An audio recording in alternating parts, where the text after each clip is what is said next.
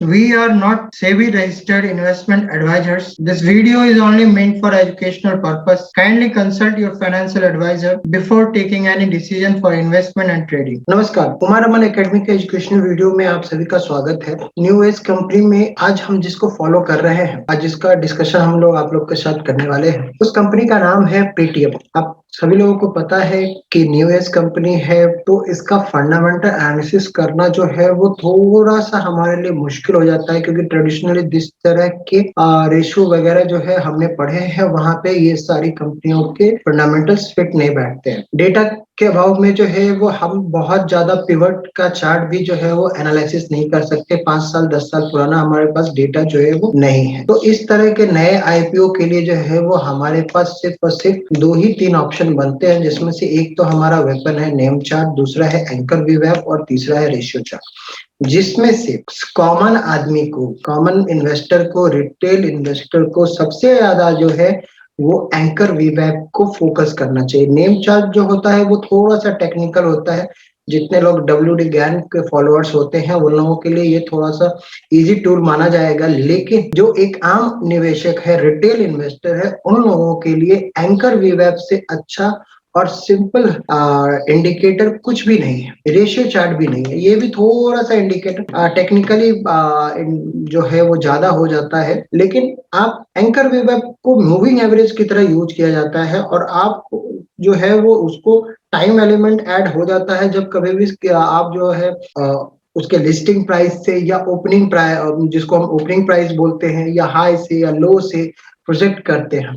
तो हमारे पास जो है वो यही 3 पॉइंट होते हैं, जिसमें से एंकर वीवैप, मैं एक बार फिर से बोलूंगा, एंकर वीवैप को रिटेल ट्रेडर को, रिटेल इन्वेस्टर को सबसे ज्यादा देखना चाहिए एनालिसिस पर्पस के लिए। तो जैसे ये पेटीएम का चार्ट है, यहाँ पे जो लाइन ड्रॉ है वो आपको ही पता है कि नेम चार्ट से वो हमारे ड्रॉ किए होते हैं, जिसको मैं बाद में कवर करूंगा। लेकिन अभी आप ये देखिए, ये हमने इसके लिस्टिंग प्राइस ऑलमोस्ट ये हाई ही है, सिर्फ और सिर्फ वहीं से हमने इसको ड्रॉ किया है। जब कभी भी कोई भी शेयर किसी भी एंकर वीवैप के नीचे चल रहा हो, आप ये समझिए कि उसका ट्रेंड डाउन है, और जब तक उस एंकर वीवैप को रीगेन नहीं कर लेता, तब तक जो है सो उसका ट्रेंड जो है वो डाउन ही कहलाएगा।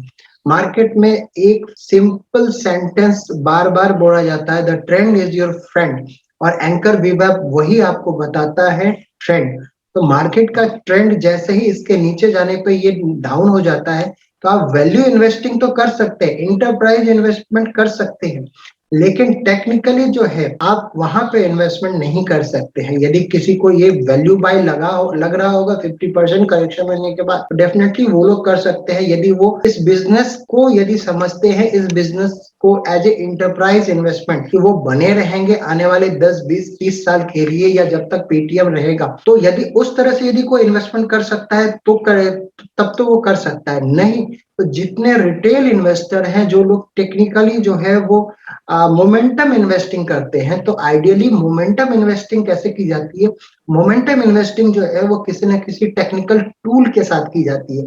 कोई टूल यदि आपने यूज किया है, उसके ऊपर बाय होता है, उसके नीचे सेल होता है। तो एंकर वीवैप जो है वही एक टूल है। मैंने इस पे बहुत ही डिटेल में एक वीडियो बना रखा है कि किस तरह से आप इस पे डे ट्रेड कर सकते हैं, किस तरह से पोजिशनल ट्रेड कर सकते हैं, किस तरह से इस पे वैल्यू इन्वेस्टिंग कर सकते हैं।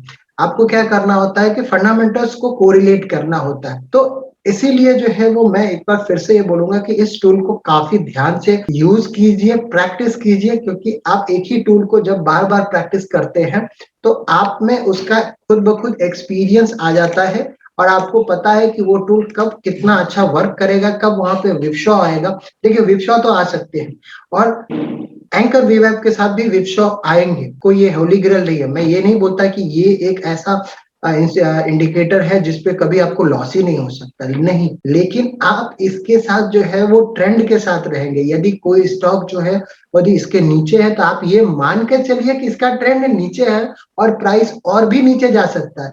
यदि उस चीज के लिए आप रेडी हैं, कोई चीज 100 में ले रहे हैं और वो ये मान के चलिए कि वो 75 भी हो सकता है, 50 भी हो सकता है, यदि आप इसके बावजूद जो है यदि 100 पे लेने के लिए तैयार है, तो ही लीजिए। तो ये रिस्क फैक्टर आप हमेशा अपने ध्यान में रखिए। तो ये हमारा नेम चार्ट का है, तो वो हमने जो है आपके साथ एंकर वीवैप को डिस्कस किया। अब वहां पे इसको ऐड करते हैं एंकर वीवैप, उसका जो है वो पेटीएम का कोड जो है वो P के लिए 8, A के लिए 1, Y1, T4, M4 ATM, और इसका टोटल जो होता है वो 18 होता है। और 324 पॉइंट्स के लिए जो है वो आपको इसका नेम चार्ट जो है वो बनाना पड़ेगा गैन स्क्वायर ऑफ 9 में 18 को इंसर्ट करने के बाद। थोड़ा सा टेक्निकल है, WD गैन फॉलोअर्स जो होते हैं वो इसको फॉलो करते हैं, आम पब्लिक के लिए नहीं है। आप जो है वो एंकर वीवैप को ही यूज करें तो बेहतर रहेगा। यदि आप गैन कॉन्सेप्ट को नहीं जानते तो हमारे बाकी वीडियोस को देख सकते हैं, हमने डिकोडिंग WD गैन सीरीज एक बना रखी है, आप उसको जो है वो सीक्वेंस में यदि देखेंगे तो आपको ज्यादा समझ में आएगा। तो ये हमने 324 पॉइंट्स का जो है वो पेटीएम का वाइब्रेशन नंबर निकाल लिया। अब तो जैसा कि हमने यहाँ पे कैलकुलेट कर लिया है कि 324 पॉइंट्स के लिए जो है वो हम इसका वाइब्रेशन नंबर निकालेंगे, तो ये हमारा जो है इसका वाइब्रेशन का चार्ट हो गया पेटीएम का। 6 गैन स्क्वायर ऑफ 9 में यदि देखते हैं तो पहला स्क्वायर जो है वो 324 पे अब खत्म होता है, 648 पे दूसरा स्क्वायर, 972 पे तीसरा स्क्वायर, फोर्थ 1296, फिफ्थ 1620 और 6 जो लास्ट स्क्वायर होता है वो 1944 पे होता है। और वहीं के आसपास 1955 के आसपास मेरे ख्याल से इसका लिस्टिंग प्राइस है या राउंड हो।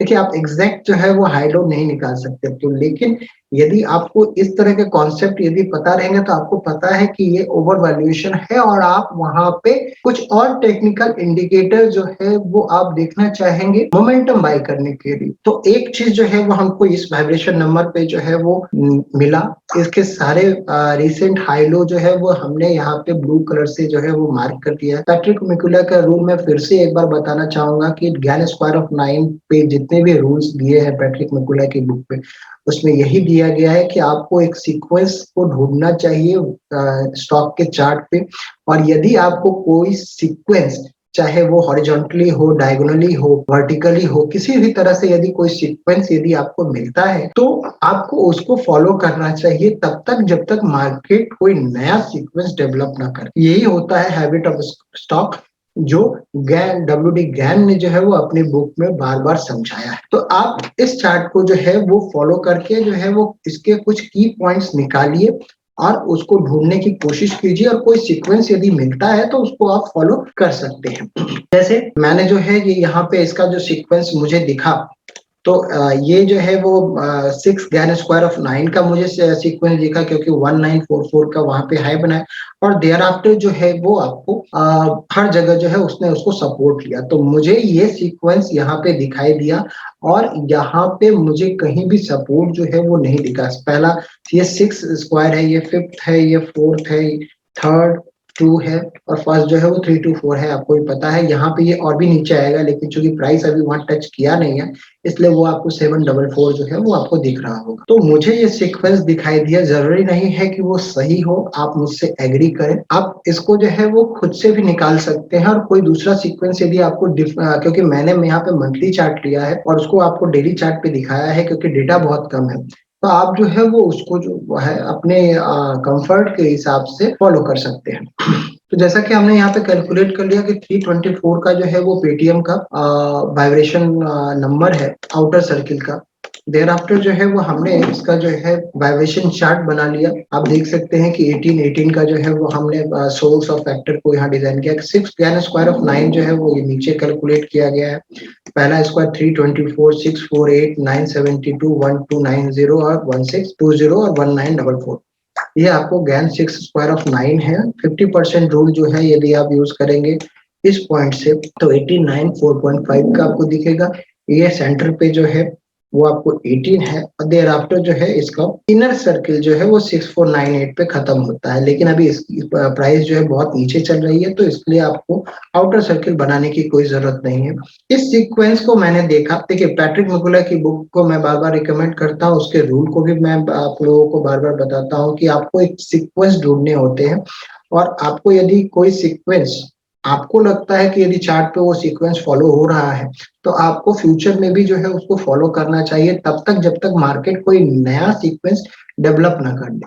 ये बुक में लिखी गई है, यही हैबिट ऑफ स्टॉक जो होती है, जो WD गैन ने अपने बुक में समझाया है। तो मुझे जो यहाँ पे सीक्वेंस दिखा वो 6 गैन स्क्वायर ऑफ 9 का दिखा, और उसी को जो है वो मैंने आपको चार्ट पे जो है वो ड्रॉ करके दिखाया है। आप खुद यदि कोई दूसरा सीक्वेंस यदि ढूंढ पाते हैं तो बहुत ही अच्छी बात है, और आप उसको यूज कर सकते हैं।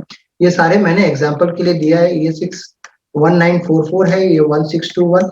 जहां पे भी यदि ट्रेड नहीं होता है तो वहां पे आपको वो प्राइस पे आप हॉरिजॉन्टल लाइन खींच नहीं पाएंगे, लेकिन आप जो है वो उसके रफ एक एस्टिमेट पे जो है वो एक बहुत हद तक उसके नजदीक जाकर के वो ड्रॉ कर सकते हैं। बाकी एक्सेल शीट में तो आपके पास कैलकुलेटेड ही है, आपको पता ही है। तो मुझे वो चार्ट पैटर्न जो है वो दिखा, और यहाँ दिख रहा है कि ये कहीं पे भी सपोर्ट नहीं ले रहा है। लेकिन मैं आपको यहाँ पे फिर से बोलूंगा कि इस टेक्निकल इंडिकेटर को रिटेल इन्वेस्टर ना यूज करे तो बेहतर है, जिनको WD गैन से जो है वो कॉन्सेप्ट पता ना हो, क्योंकि काफी टेक्निकल चीज होता है वो। और उससे बेहतर है कि आप एंकर वीव ऐप को यूज करें, जो काफी सिंपल है। प्राइस उसके नीचे है तो उसका ट्रेंड नीचे है, प्राइस उसके ऊपर है तो ट्रेंड उसका ऊपर है, और ये आप किसी भी स्विंग हाई लो से आप प्रोजेक्ट कर सकते हैं। मैंने ऑल टाइम हाई से दिया, आप चाहें तो यहां से कर सकते हैं, आप चाहें तो यहां से कर सकते हैं, आप जिस भी टाइम फ्रेम में है कर सकते हैं। मैं मंथली चार्ट फॉलो करता हूँ, या एग्जांपल के लिए आप चाहें तो डेली चार्ट के लिए जो है वो यदि स्विंग ट्रेड यदि पेटीएम में ही करना है तो आप इस हाई से भी ले सकते हैं, इस लो से भी ले सकते हैं। डिपेंड करता है आपको अपने कंफर्ट के हिसाब से एक ट्रेडिंग स्ट्रैटेजी को डेवलप करना होता है, और वो आपको करना चाहिए। अब आइए रेशियो चार्ट पे, ये हमने निफ्टी के अगेंस्ट में बनाया है, और इसके हाई लो पे जो है हमने फिबोनाची रिट्रेसमेंट को जो है वो ड्रॉ किया है। आप देख सकते हैं कि किसी भी फिबोनाची रिट्रेसमेंट पे वो जो है वो रिट्रेसमेंट की तो बात ही छोड़ दीजिए, अब वो एक्सटेंशन पे भी नहीं रुक रहा है। ये यहाँ तक जो है इस हाई लो से जो है वो फिबोनाची रिट्रेसमेंट ड्रॉ किया गया था, और उसको जैसे ही ये स्विंग टूट जाता है तो उसका जो एक्सटेंशन होता है 1.27 टू 1.618, वहां भी वो होल्ड नहीं कर रहा है और प्राइस उसके नीचे जा रहा है। तो ये हमको फिबोनाची के रिट्रेसमेंट सिस्टम पे भी हमको एक वीक स्टॉक होने की जो प्रोबेबिलिटी बता रहा है कि ये वीक स्टॉक है।